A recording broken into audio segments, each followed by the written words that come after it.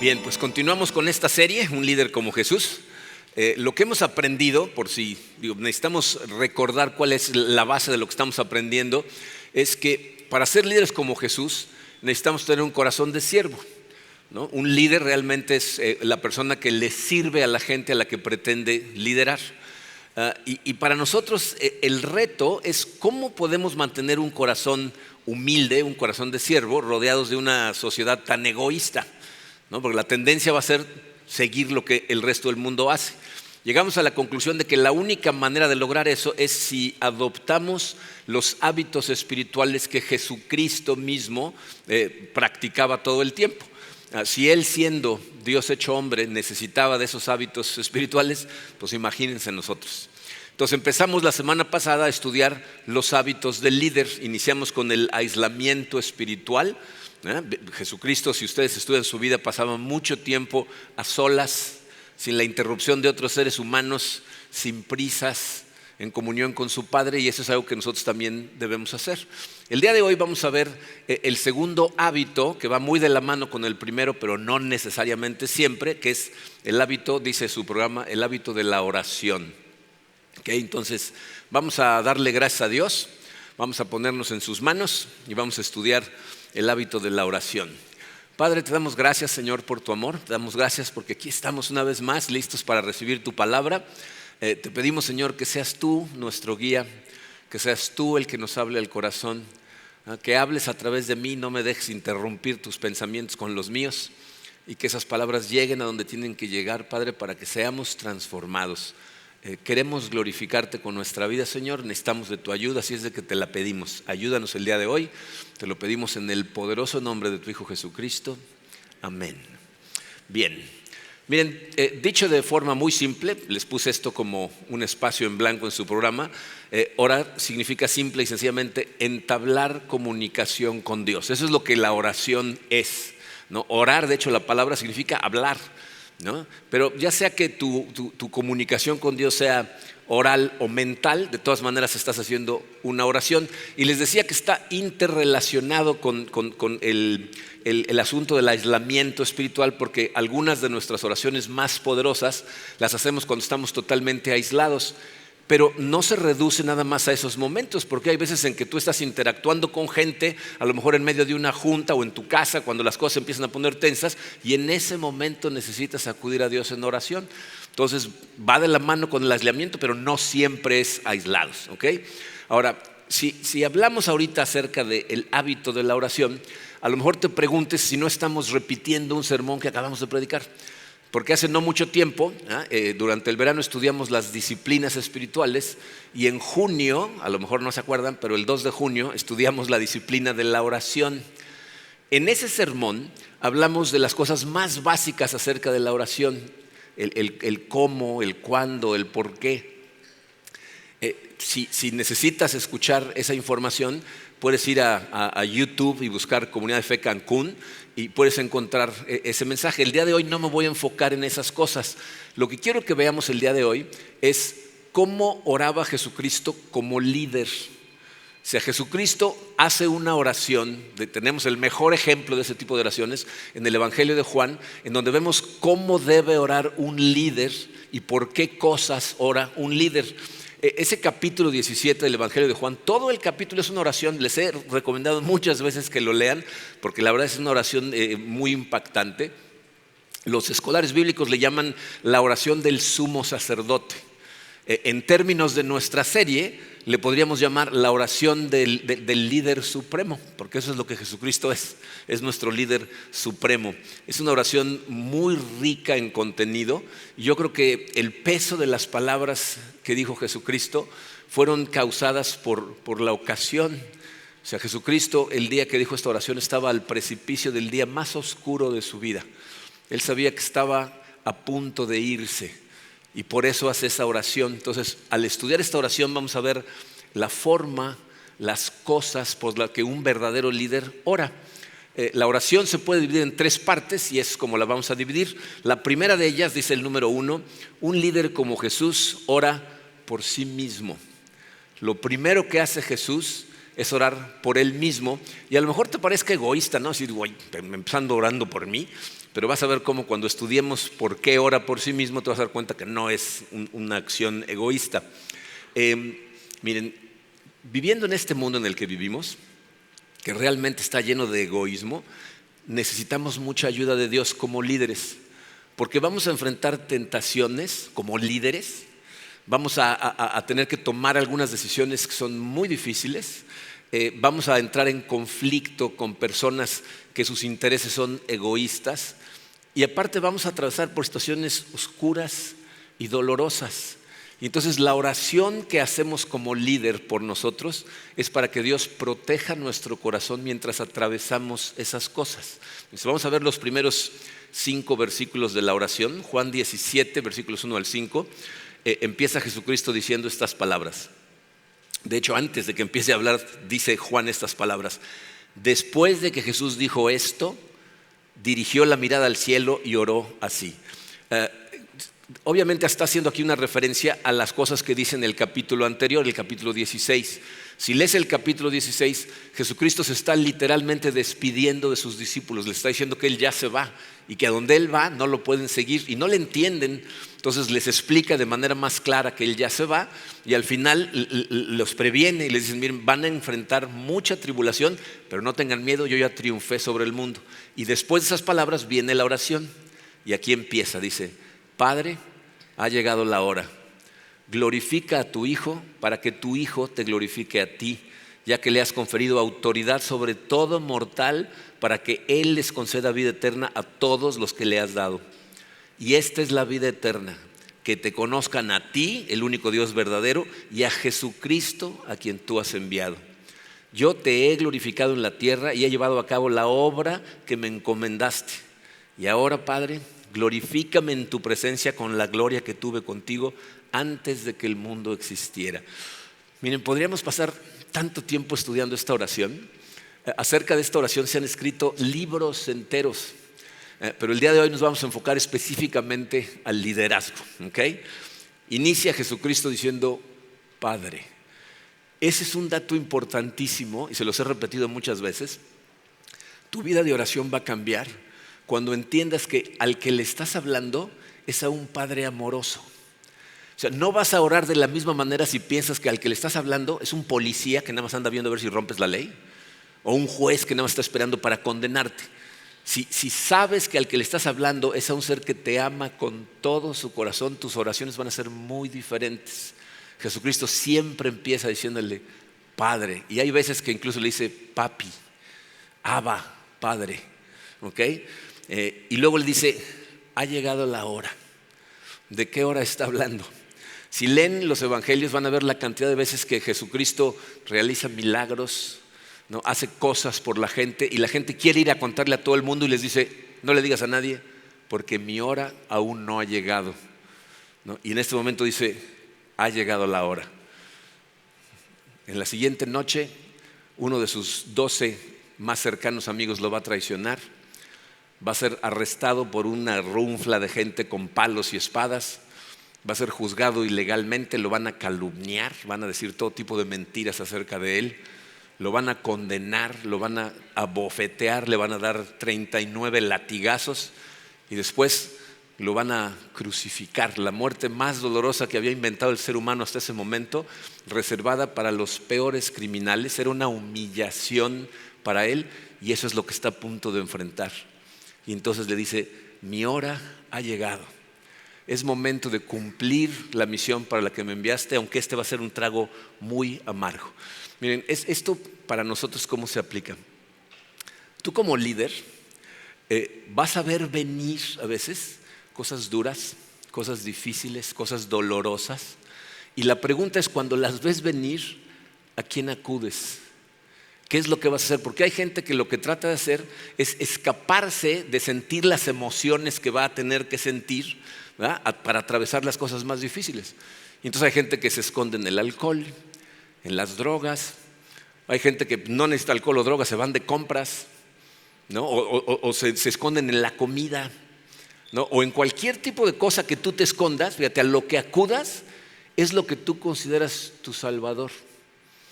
Es lo que consideras que te va a ayudar a atravesar estas cosas sin tener que sentirlas. pero Jesús lo que hace es ir a Dios, que es lo que nosotros deberíamos de hacer. Pero quiero que te fijes qué es lo que le pide. Le dice: glorifica a tu Hijo para que tu Hijo te glorifique a ti. Por eso esta oración por Él mismo no es egoísta, porque lo que Jesucristo le está diciendo es: ayúdame a atravesar esto con fortaleza para que te dé gloria, para que la gente vea cómo me fortaleces y entonces te volteen a ver a ti, el que provee la fortaleza. Tú vas a recibir la gloria. Acuérdense que la manera en que ustedes enfrentan cosas, de la manera en que tratan a la gente en situaciones complicadas, tiene una influencia profunda en la gente a su alrededor. Cuando yo era adolescente, mi padre me decía: ¿quieres conocer a alguien? Ponlo bajo presión. Conoces mejor a una persona bajo presión en 2 minutos que en todo un año de tranquilidad. Cuando la gente entra bajo presión, cuando las cosas se ponen difíciles y complicadas, quien eres sale, ¿no? Y entonces Jesucristo le está diciendo: que lo que salga, Señor, dame la fortaleza para que sea algo que te glorifique, que sea una influencia profunda para los demás, ¿no? ¿Y qué le enseñaba Él a sus discípulos durante su ministerio? ¿Qué les enseñó? Ama a tus enemigos, pon la otra mejilla, perdónalos. Entonces ahora lo que le está pidiendo a Dios es: ayúdame a amar a estos que me odian, ayúdame a perdonar a estos que están a punto de matarme. Y miren, esto es muy interesante porque en el versículo 2 que acabamos de leer dice que ha recibido autoridad sobre todo mortal. O sea, en ese momento Jesús tiene el poder para destrozar a sus enemigos si quisiera. De hecho, Él mismo dice: si yo quisiera detener esto, todo lo que tendría que hacer es pedirle a mi Padre y mandaría un ejército de ángeles a detenerlos. Pero no es a lo que vine. Dice: se me ha dado autoridad sobre todo hombre, pero ¿para qué? Para conceder vida eterna a todos los que tú me has dado. O sea, Jesucristo no vino a quitar vida, sino a dar vida. Entonces, aunque tiene el poder para destruir, lo que está pidiendo es: protege mi corazón para que pueda yo amarlos aún con lo que están a punto de hacerme. Como líder, y piénsalo en todos los niveles. Va a haber situaciones en las que vas a tener el poder de destruir. No me refiero a que seas el líder político o empresarial. Piensa en tu familia, piensa como padre, como madre, como hijo, como hermano. De tu boca pueden salir cosas que pueden destrozar a la gente a tu alrededor, destrozar su autoimagen, causarles heridas profundas en su corazón que se les van a llevar permanentemente. Entonces, ¿qué vas a hacer? En esos momentos, ¿te vas a dejar llevar por instintos egoístas y destrozar y envenenar el corazón de la gente a tu alrededor?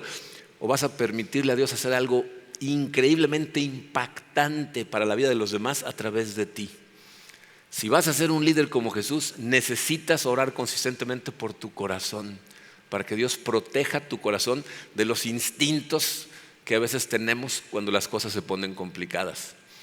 Lo segundo que hace Jesucristo, el número 2, dice: un líder como Jesús ora por su gente. O sea, después de orar por sí mismo, ahora va a orar por los demás. Y en esta siguiente parte Jesús va a revelar cuál es su propósito más importante para con nosotros. Nos va a revelar cuál es su preocupación más importante con respecto a nosotros y la forma en que nosotros podemos cumplir nuestro llamado. Voy a leer los versículos 6 al 8. Dice: a los que me diste del mundo les he revelado quién eres. Eran tuyos, tú me los diste y ellos han obedecido tu palabra. Ahora saben que todo lo que me has dado viene de ti, porque les he entregado las palabras que me diste y ellos las aceptaron. Saben con certeza que salí de ti y han creído que tú me enviaste. Entonces fíjense lo que está pasando aquí. Yo no sé tú qué pienses, qué es lo mejor que puedes hacer por la gente que Dios te hace responsable de ellos. Acuérdense que todos estamos en posición de liderazgo. Podemos tener influencia sobre mucha gente, pero hay gente que está muy cerquita de ti. Tu pareja, si estás casado, tus hijos, si tienes hijos, tus hermanos, tus padres, tus amigos más cercanos. Hay 2 grupos de personas, unos que amas profundamente y otros que a lo mejor tienes buena relación con ellos, aunque no sea de amor tan profunda. A lo mejor tus compañeros de trabajo, tus vecinos, ¿no? Incluso tu jefe, ¿no? Pero ¿qué es lo que tú crees que es lo mejor que puedes hacer para ayudarle a esa gente? O sea, ¿cuál es la mejor influencia que puedes tener hacia ellos? Mucha gente se confunde en esas cosas porque piensan que lo mejor que podemos hacer es ayudarle a la gente a valerse por sí misma para prosperar y sostenerse económicamente en este mundo. Pero Jesucristo aquí nos demuestra que el propósito más importante que tenía Él para nosotros es revelarnos quién era Él y quién es Dios. O sea, lo mejor que puedes hacer por la gente a tu alrededor es presentarles a Jesucristo. Él dice, yo les di las palabras que tú me diste y ahora ellos creen que yo vengo de ti, ya me conocieron a mí. Entonces nuestro trabajo es lograr que la gente a nuestro alrededor se conviertan en discípulos de Cristo. Un discípulo de Cristo es una persona que ama a Dios, que sabe que Jesucristo es su enviado. Se fijaron que dijo, la vida eterna es que te conozcan a ti y que me conozcan a mí, a quien tú enviaste. Y entonces que por ese conocimiento cercano de Dios sean extraídos de los sistemas y métodos del mundo. Porque vivimos en un mundo que tiene una metodología que va totalmente en contra de la Biblia de cómo ser feliz y tener éxito. Entonces necesitamos que la gente sea extraída de esos sistemas a través de ¿qué? De obedecer su palabra. Dice, ellos creyeron que vengo de ti y ahora obedecen tu palabra. Entonces fíjate, el arma más poderosa que tenemos para influenciar a alguien y sacarlo de esos sistemas y sepa quién es Cristo es la oración. Jesucristo lo está haciendo a través de la oración. En ese momento le está pidiendo a Dios por ellos para que la oración tenga un impacto profundo en su corazón. Por eso aquí en Comunidad Fe nos tomamos tan en serio la oración. Constantemente les decimos, cuéntenos qué están enfrentando para orar por sus corazones. Porque eso es lo más importante, que tu corazón esté bien, que esté fortalecido y que tenga paz. Y Jesucristo a continuación va a explicar por qué tiene esta sensación de urgencia. Versículo 11, dice, ya no voy a estar por más tiempo en el mundo, o sea, ya se van, ¿no? Pero ellos están todavía en el mundo y yo vuelvo a ti. Padre Santo, protégelos con el poder de tu nombre, el nombre que me diste para que sean uno, lo mismo que nosotros. O sea, la petición por nosotros es que nos proteja con su nombre para que seamos uno. O sea, le está pidiendo que cuide nuestros corazones para que nos mantengamos unidos. ¿Por qué? Porque está a punto de explicarnos de forma un poco más clara cuál es nuestro llamado. Y el llamado que está a punto de darnos, divididos, es imposible. O sea, tratar de hacer lo que está pidiendo Jesús de nosotros, pero peleándonos entre nosotros, no lo vamos a poder hacer. Y como está a punto de irse, quiere asegurarse de que estén unidos. Miren, ¿saben cuál es la marca de un buen líder en un equipo de trabajo?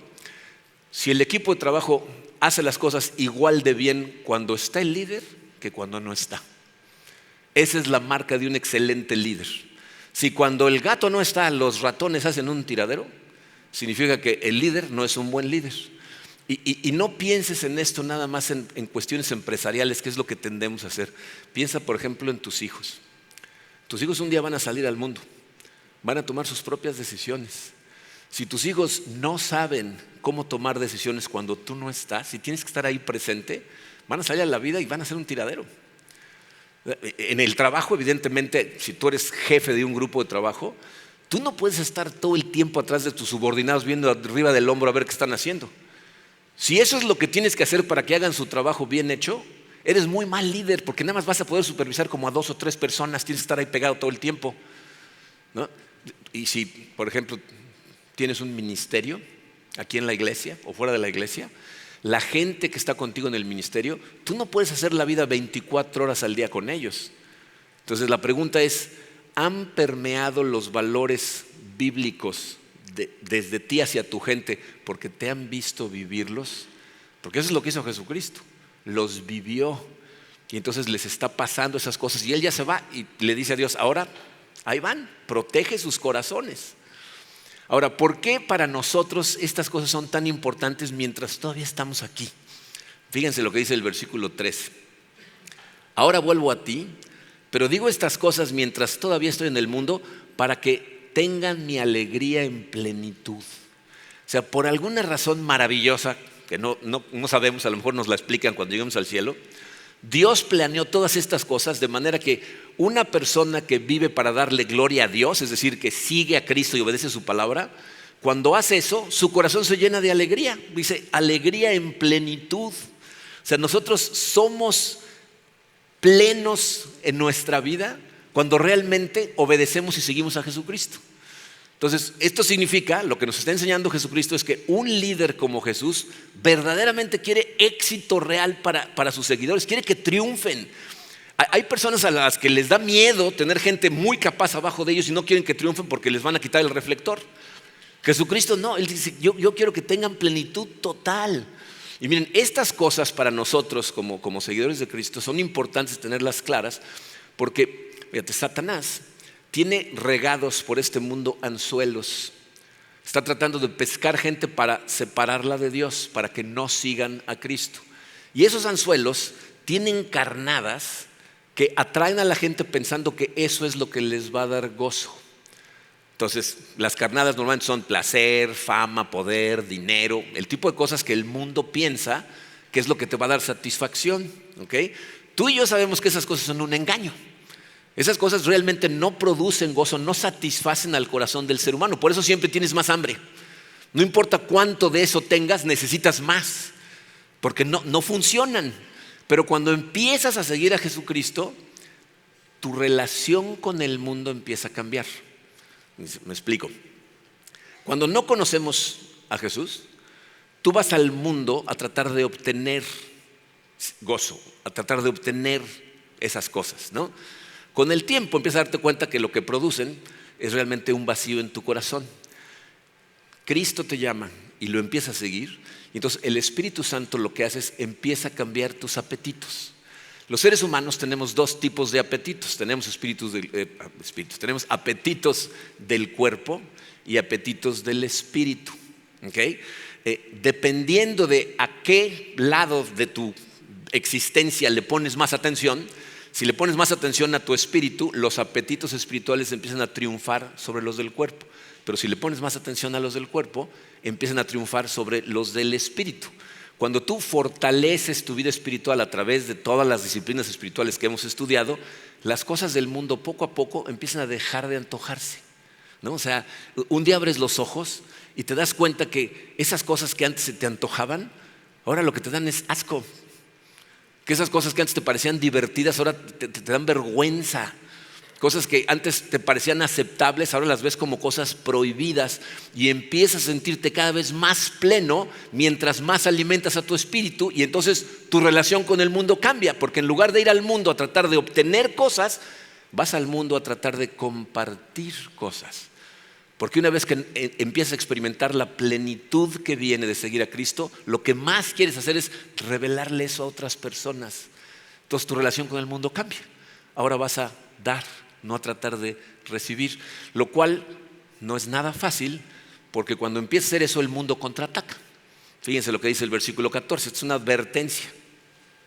Yo les he entregado tu palabra y el mundo los ha odiado, porque no son del mundo como tampoco yo soy del mundo. O sea, cuando tú empiezas a tratar de que la gente se dé cuenta que esas cosas son simples carnadas, la gente que adora a las carnadas te va a odiar. Te van a ver como el enemigo público número uno, porque les estás tratando de arruinar la diversión o le estás matando el negocito, porque de las carnadas del mundo la gente se hace multimillonaria. O sea, miren, la verdad es que este mundo, una vez que empieza a ver estas cosas a través de los ojos de la Biblia, no puedes creer lo que pasa en el mundo.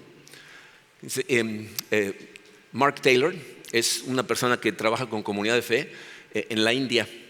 En la India no sé si ustedes conocen la situación allá, pero hay familias muy pobres que gente sin escrúpulos va y los convence de que les den a sus hijas chiquitas, muchas veces de 4, 5, 6 años de edad, porque no las pueden mantener. Dicen, nosotros las vamos a llevar, les vamos a dar una carrera y ya nos vas a tener que alimentar, y las venden.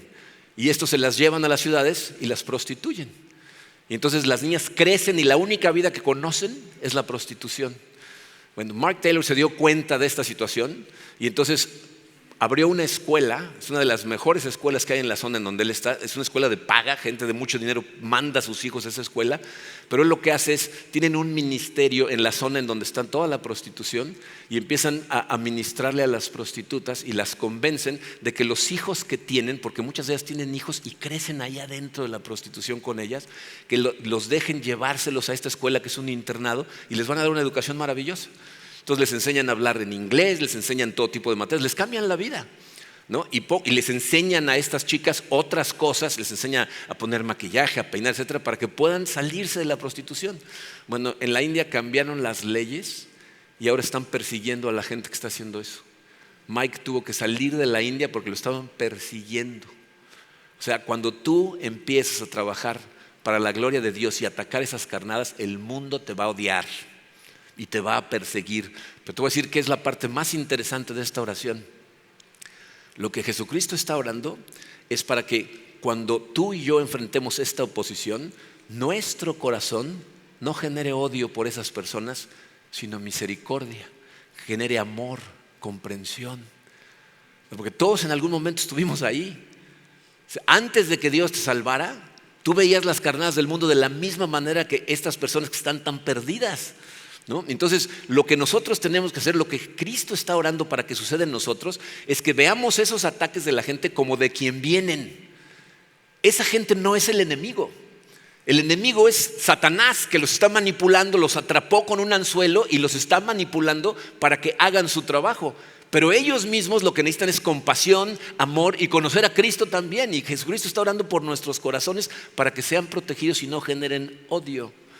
Ahora, lo hermoso de ese pasaje que acabamos de leer es que dentro de esa advertencia también hay una luz de esperanza maravillosa que nos debe dar fortaleza a todos nosotros.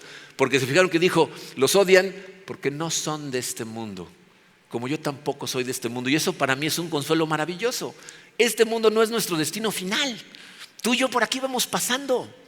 Un día vamos a llegar a un lugar en donde no va a haber odio, no va a haber tentaciones, simplemente va a haber amor, armonía. Tu corazón va a estar en el gozo más pleno que no te puedes ni imaginar, porque va a estar en la presencia de Dios. Y eso es lo que hace bastante más fácil poder vivir para el llamado que nos está dando Jesucristo, porque el llamado es un desafío. Aquí lo vamos a ver en los versículos 15, 17 y 18. Dice: no te pido que los quites del mundo, sino que los protejas del maligno. Santifícalos en la verdad, tu palabra es la verdad. Como tú me enviaste al mundo, yo los envío también al mundo. ¿Qué nos está diciendo? Dice, su llamado quiere que seamos luz en este mundo, pero sin ser del mundo, ¿no? O sea, dice, no los quites del mundo, déjalos ahí, pero que no se vayan a embarrar, ¿no? Ese es el llamado. Y esto pues nos va a mostrar algunos de los errores que cometemos cuando leemos la Biblia selectivamente. Dice, somos encargados de ir, ¿no? Dice, así como Dios me envió al mundo, yo los envío a ustedes. Nuestro llamado es a ir, ¿no? ¿A dónde vamos? Pues depende de dónde estemos, ¿no? Depende de lo que pone en tu corazón. Él fue enviado en ese momento en particular, en esas circunstancias, en esa época. Tú en este momento estás siendo enviado en donde estás, a la familia en la que estás, a las circunstancias en las que vives, a la gente en donde trabajas, etcétera, ¿no? Okay. Y dice, santifícalos en la verdad. Santificar significa apartar a una persona o a algo para el servicio de Dios. Por eso hay veces que escuchas que santificaron un artículo, ¿no? Algo que se utiliza. Bueno, pues lo están apartando para el servicio de Dios. Pero lo que está diciendo para nosotros es, no los dejes caer en los sistemas del mundo. Dice, no te pido que los quites del mundo, protégelos del maligno, ¿no? Que no los engañe, ¿no? Y entonces vemos los dos aspectos del llamado. Tenemos que ser santificados y tenemos que ser enviados. Entonces, por un lado, tenemos que convivir con el mundo para poder ser luz, pero por el otro, tenemos que evitar vivir como el mundo. Interactuar con la cultura a nuestro alrededor, relacionarnos con gente que no conoce a Dios, es importantísimo porque necesitamos entender cómo piensan y cómo viven si queremos poder tener influencia sobre ellos. Esto es algo que en términos misioneros, si tú hablas con una agencia misionera, le llaman a esto el periodo de inmersión. Una persona a la que van a mandar, por ejemplo, al mundo musulmán, para que sea una luz en ese lugar, lo mandan primero o la mandan primero durante 2 o 3 años, nada más a que se meta a la cultura, a que entienda cómo vive la gente, qué cosas persiguen, qué consideran el cielo para ellos. Y cuando entiendes cómo ven las cosas, entonces puedes tener influencia sobre ellos y puedes explicarles cómo todo lo que están buscando lo pueden encontrar en Jesucristo. Leí de un pastor hace un tiempo que decía que él para empaparse de cómo está la cultura en este momento, lo que hace es ver las portadas de todas las revistas. ¿Se acuerdan cuando había puestos de revistas en todas las esquinas? Estaban todas las revistas, ya no se ve eso, ¿no? Pero si viajas, en los aeropuertos todavía hay lugares en donde tienen todas las revistas. Y él decía, si ves las portadas de las revistas, sabes lo que es el cielo para un grupo de personas, ¿no? Hay personas que el cielo para ellos es una casa preciosa, ¿no? Entonces, hay revistas que ponen casas hermosas, ¿no? Hay otros que son comida riquísima, ¿no? Entonces la portada de la revista siempre es con comida. Hay otros que es el físico, ¿no? Entonces ves a mujeres con un cuerpo escultural, hombres con sus six-pack, ¿no? Todos fortochones, ¿no? Hay otros que el cielo es un buen puro o cosas lujuriosas. O sea, para cada grupo de personas el cielo es diferente, ¿no? Entonces lo que dice este pastor es: necesitamos relacionarnos con ellos, y lo que está diciendo Jesucristo aquí cuando nos manda al mundo es: tienes que ir a enseñarles cuál es el verdadero cielo.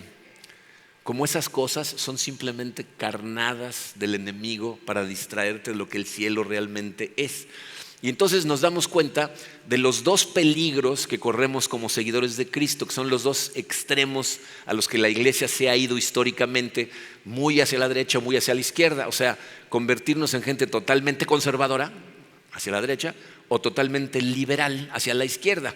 Los conservadores lo que te dicen es: aíslate del mundo, no tengas amigos que no sean cristianos, no escuches música que no sea cristiana, no leas libros que no sean cristianos, enciérrate en una burbuja, crea una subcultura como los esenios, ¿no? Y no dejes que te embarre el mundo. Eso está bien a medias, porque Jesucristo dijo: sí, vive en santidad, pero no dijo: aíslate. Dijo: tienes que ir al mundo, tienes que ir y conectarte con ellos. Y entonces, en el otro extremo está la gente liberal, la gente que dice: pues el mundo no es tan malo, ¿no? La gente realmente en el corazón son buenos. Las circunstancias a veces los hacen malos, pero ellos son buenos. Y eso de los ataques espirituales, tampoco creas en esas tonterías. Júntate con el mundo. De hecho, si quieres ser luz para el mundo, tienes que vivir como el mundo. Y por eso hay lugares en donde la iglesia es un reflejo exacto del mundo. Pasa lo mismo dentro de la iglesia que fuera de la iglesia. Hemos perdido el sabor a sal porque nos fuimos al extremo liberal. De acuerdo a Jesús, hay un tercer camino que es un balance entre las dos cosas. Piensa en la razón por la que criticaban a Jesucristo los fariseos. ¿Por qué lo criticaban tanto? Por la gente con la que se juntaba. Siempre estaba rodeado de pecadores, recolectores de impuestos, que eran unos traidores, prostitutas. No, todos los pecadores eran atraídos por Jesucristo. Pero ¿qué hacía Jesucristo cuando estaba con ellos? Era luz. Tenía una influencia poderosa sobre ellos de manera que cambiaban su vida, ¿no? Entonces, eso es lo que nosotros tenemos que buscar, el camino medio, ¿no? O sea, tenemos que seguir en el mundo, pero sin ser del mundo. Y aquí hay dos cosas que Jesús nos revela que nos ayudan a mantenernos en el mundo sin embarrarnos del mundo. El primero ya lo vimos, en el versículo 17 dijo: santifícalos con la verdad. Tu palabra es la verdad. O sea, apártalos para servirte a ti a través de tu palabra. Hablar de la palabra de Dios es harina del costal de la semana que entra. Entonces no me voy a meter ahí. Pero vamos a continuar con la oración y vamos a ver la segunda forma de mantenernos en el mundo sin embarrarnos del mundo. Punto número 3 en tu programa dice: un líder como Jesús ora por la unidad del equipo. O sea, la manera en que nos mantenemos en el mundo sin ser del mundo es haciendo la vida juntos. En esta siguiente parte que voy a leer habla de muchas cosas, pero noten cómo el centro de todo lo que va a decir tiene que ver con la unidad de la gente. Versículos 20 al 23 dice: no ruego solo por estos, aquí está hablando de sus discípulos, no ruego solo por estos, ruego también por los que han de creer en mí por el mensaje de ellos, para que todos sean uno. Padre, así como tú estás en mí y yo en ti, permite que ellos también estén en nosotros para que el mundo crea que tú me has enviado. Yo les he dado la gloria que me diste para que sean uno, así como nosotros somos uno, yo en ellos y tú en mí. Permite que alcancen la perfección en la unidad y así el mundo reconozca que tú me enviaste y que los has amado a ellos tal como me has amado a mí. Jesús aquí ora, se fijaron que oró por nosotros, ¿verdad? Oró por ti, oró por mí, dijo: no nada más oro por mis discípulos, sino por todos los que van a creer por el mensaje de ellos. Ese eres tú. Si tú has creído, ahí Jesús estaba orando por ti. Pero ¿qué dice? Para que todos sean uno. Si alcanzan la perfección en la unidad, o sea, si tienen una unión, una armonía increíble, el mundo va a ver tu amor en ellos. Miren, esa es una de las cosas que me encantan acerca de nuestra iglesia. Mucha gente viene aquí y empieza a interactuar con la iglesia. Cuando digo la iglesia, saben que estoy hablando de la gente, ¿verdad? No del edificio. El edificio no es la iglesia somos nosotros. Y cuando la gente viene y empieza a interactuar con nosotros y empieza a ver que entre nosotros hay verdaderas relaciones de amor, que hay gente que cuando tienes problemas está dispuesta a entrarle inmediatamente qué necesitas y cómo te ayudo, y empiezan a ver el amor de Dios en acción y dicen, sí es cierto. O sea, este es el amor de Dios, así es como deberíamos relacionarnos todos entre nosotros. Y eso es lo que está diciendo Jesucristo. Porque miren, esto es verdaderamente importante y es otra de las cosas que desde mi punto de vista es una tragedia lo que está pasando en este momento en el mundo con respecto a la iglesia. Fíjate, nosotros, la Biblia nos enseña que hay un solo Dios, pero que está hecho en 3 personas. Y esas 3 personas, Padre, Hijo y Espíritu Santo, tienen una relación de amor perfecto a través de la eternidad. Desde la eternidad hacia atrás de nosotros y desde la eternidad adelante se han amado en perfección. Y cuando Dios te invita a ser parte de su familia, te está invitando a ser parte de ese amor, de esa unión perfecta de amor con la Trinidad, pero para toda la iglesia. ¿Y saben qué es una tristeza? Que la iglesia en este momento está tan dividida. O sea, la iglesia es una cosa muy triste, que las personas que de forma más agresiva critican y atacan a los cristianos son otros cristianos. No son la gente del mundo. La gente del mundo dice, no, yo no te creo. Pero un cristiano ve a otro, lo oye y ataca. Bueno, utilicé un podcast hace unas semanas para un mensaje que preparé para Houston. Y utilicé la información de 2 mujeres que tienen un podcast que se llama Girls Gone Bible, las niñas que se van hacia la Biblia. Y estas chicas simplemente platican entre ellas en el podcast y hablan de muchos temas diferentes. Tienen una cantidad de podcasts como no tienen idea. Y es evidente que ellas mismas están en su caminar espiritual, están madurando. Hay cosas que dicen que yo no estoy 100% de acuerdo, pero hay muchas cosas que dicen que son súper útiles. De hecho, dicen ellas mismas que reciben miles de mensajes de mujeres que no son cristianas agradeciéndoles. Dicen, no sabes cómo me ha ayudado a escucharte. Dice, y es muy triste porque todos los ataques y críticas más viciosas que recibimos vienen de cristianos. O sea, no es posible que nos hagamos lo que nos hacemos entre nosotros como cristianos. Por eso me encanta nuestra iglesia. Nuestra iglesia es una iglesia interdenominacional. ¿Qué significa eso? Que nosotros ponemos un enfoque a las cosas que nos unen o nos deberían de unir y dejamos de estar viendo las que son irrelevantes. ¿Qué cosas nos unen? ¿Quién es Dios? ¿Quién es Jesucristo? ¿Quién es el Espíritu Santo? ¿Cuál es la fuente de tu salvación? ¿Qué es la Biblia? Nuestra autoridad, el creador del universo, la fuente de salvación, el que sella tu vida. Esas cosas son lo que nos une como cristianos. Si nos enfocamos en esas cosas, entonces podemos arreglar todas las demás. Y miren, esto que les estoy diciendo, no crean que es un llamado ecuménico en donde yo digo, tú ven con la creencia que quieras y aquí te vamos a recibir. Nosotros buscamos unidad con los cristianos y ser luz para los que no lo son. ¿Ok? Pero el centro de todo siempre tiene que ser Cristo. Lo que nos une como familia es Cristo, debe ser lo único que nos una. Hay iglesias en donde el punto de unión no es Cristo. Hay iglesias en donde la gente está unida por el tipo de música que tocan, o por la vestimenta que utilizan, o por una doctrina en particular que ellos creen y dejan todas las demás fuera. Cuando lo que te une son cosas como esas, es muy fácil que haya división, porque nada más es necesario que alguien diga yo no estoy de acuerdo con eso, y entonces la iglesia se pelea y se divide. Pero cuando lo que te une es Cristo, entonces no hay división. Ahora, unidad no significa uniformidad. O sea, no todas las iglesias tienen que ser exactamente iguales. Dios nos hizo muy diferentes y por eso hay iglesias diferentes. Somos distintos pero no divididos. Fíjate, como lo deberíamos de ver, imagínate como una nación que está formada por muchos estados. Los estados tienen fronteras que los dividen, ¿no? Como estados. O sea, a lo mejor hay un estado, una iglesia, en donde las mujeres nada más usan faldas, nunca se ponen un pantalón porque creen en eso. Pero lo que los une es Cristo. Está bien. Hay otras en donde la música es toda acústica, no hay electricidad. Eso les gusta, pero lo que los une es Cristo, pues también.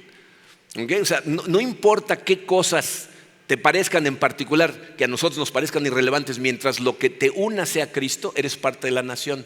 Si llega gente que cree cosas totalmente diferentes, por ejemplo, hay gente que dice, es que yo creo que hay más de un camino para llegar al cielo.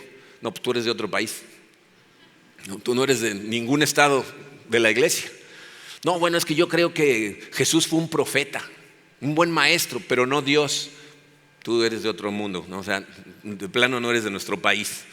Hay gente que dice, es que yo creo que hay otros escritos que son la verdad al igual que la Biblia. No eres del país. O sea, dentro del país lo que nos une es Cristo. Entonces, ser interdenominacionales significa que podemos hablar de las diferencias que tenemos, que no son fundamentales, sin declararnos la guerra, ¿no? Y fíjate, aunque no significa esto que las diferencias no son importantes, ¿no crees tú que si nos amamos entre nosotros, reconciliar las diferencias sería más fácil? Si en lugar de atacarnos y agredirnos, nos tratáramos con amor y nos escucháramos mutuamente, sería fácil reconciliar esas cosas que ni siquiera son fundamentales. Y necesitas pensar en estos temas, no nada más desde el punto de vista iglesia. Piensa, por ejemplo, en tu familia. ¿Qué es lo que une a tu familia? Si lo que une a tu familia es Cristo, las otras diferencias se pueden arreglar con amor.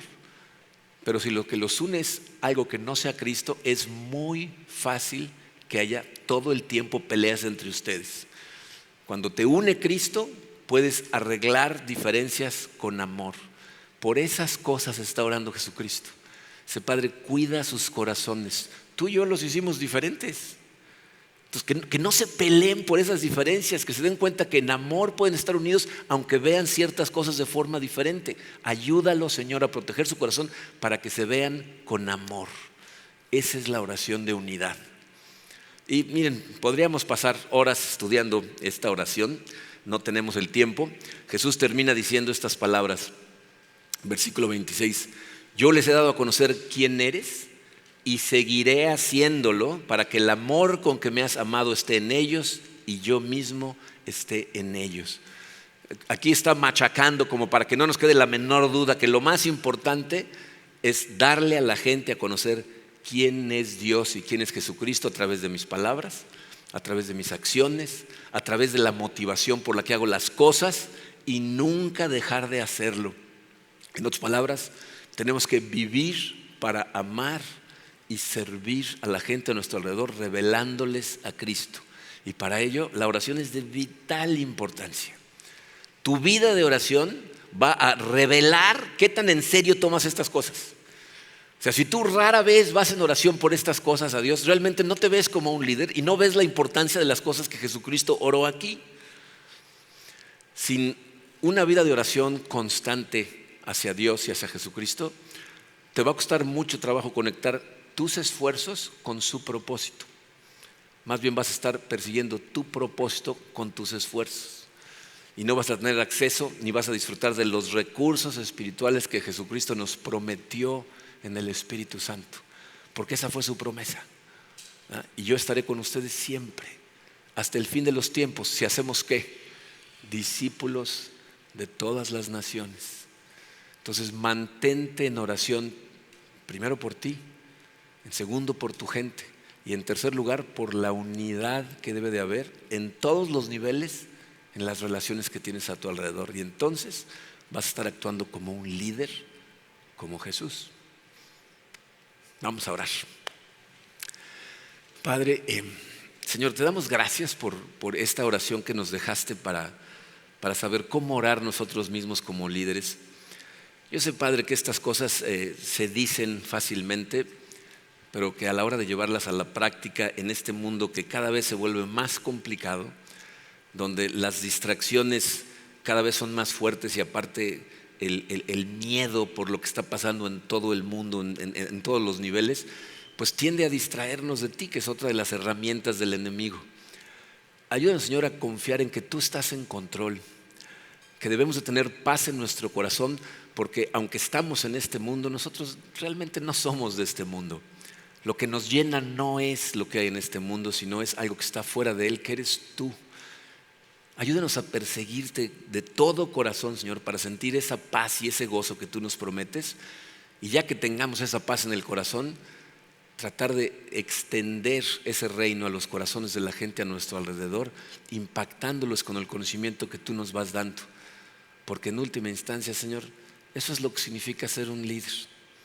Tener influencia sobre la demás gente y especialmente en esta parte que es la más importante. Entonces, ayúdanos, Señor. Ayúdanos a ser líderes como Jesús.